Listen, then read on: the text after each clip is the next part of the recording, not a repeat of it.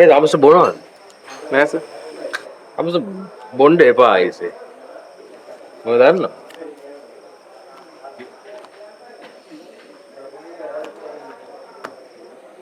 මිනිස්සු බීවහම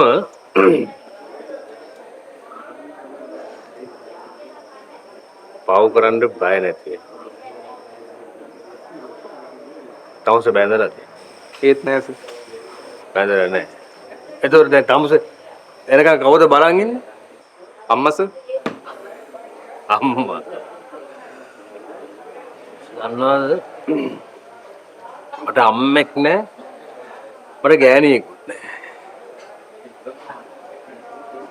මට මොකද්ද දැනෙනවා ඒස.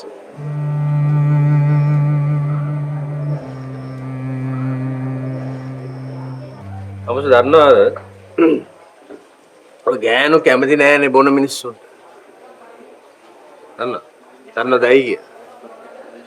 ගෑනු හිතන් ඉන්නේ බම් මේ බොන මිනිස්සු නිකන් අර සල්ලාලයෝ.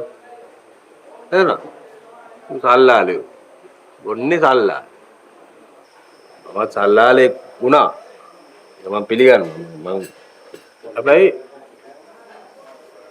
තවස් දන්නවා මම ආදරය කරා කියලා. මම ආදරය කරා. ඒ කොහොම වෙන්නද? මේ